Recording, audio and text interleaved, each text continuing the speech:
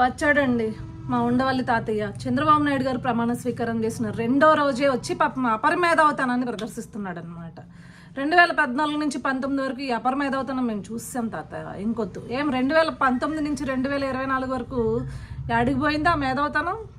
గొంతు ఎందుకు మోగపోయింది?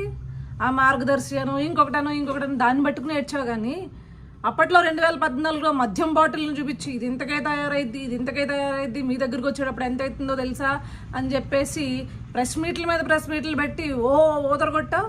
మరి 2019 నుంచి 24 వరకు జగన్మోహన్ రెడ్డి మద్యం రేట్లు పెంచినా, లేకపోతే సొంత డిస్టిలరీస్లో మందు తయారు చేసి ఆ మందు తాగి ఎంతోమంది చచ్చిపోయినా ఏ రోజు బయటకు వచ్చి మాట్లాడలేదే?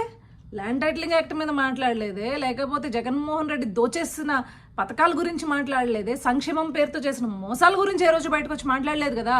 అంటే ఇప్పుడు చంద్రబాబు నాయుడు గారు నీలాంటి వ్యధవల్ని భరిస్తారు కాబట్టి ఇప్పుడు మాత్రం ఎగేసుకుని ముందుకొచ్చి నీ ఉచిత సలహాలు ఇవ్వడానికి సిద్ధపడిపోయావు. చూడు చంద్రబాబు నాయుడు గారు మంచితనం అది. 2019 నుంచి 2024 వరకు మాట్లాడితే జగన్మోహన్ రెడ్డిని తాట తీస్తాడని మూసుకుని కూర్చున్నావు అనమాట. బాబు అపరమేధావి ఉండవల్లి అరుణ్ కుమార్, నీలాంటోడి ఉచిత సలహాలు మాకు అక్కర్లేదు. చంద్రబాబు నాయుడు గారు నీతో చెప్పించుకునే స్థాయిలో ఆయన లేదు. నువ్వు అంత చెప్పేటోడివి కాదు. రాష్ట్రం కోసం ఏం తీసుకురావాలో, ఎలా నిధులు తీసుకురావాలో, ఎలా పెట్టుబడులు తీసుకురావాలో ఆయన కన్నా అవగాహన ఉన్న వ్యక్తి ఇంకొకటి లేడు. ఫస్ట్ ఆఫ్ ఆల్ రాష్ట్రానికి ఇప్పటివరకు ఏదైనా అభివృద్ధి జరిగిందంటే ఆయన హయాంలోనే జరిగింది. మళ్ళీ అభివృద్ధి జరిగినా, సంక్షేమం జరిగినా ఆయన హయాంలోనే జరుగుతుంది.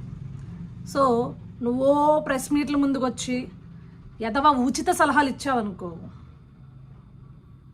మేము కూడా ఇలానే మళ్ళీ తిరిగి 2019 నుంచి 2024 వరకు ఏం పీకావు, ఏమయ్యాయి నీ ఉచిత సలహాలు అపరమేధావ్ గారు అని చెప్పేసి అడగాల్సి వస్తుంది అన్నమాట. సరేనా? గుర్తుపెట్టుకో.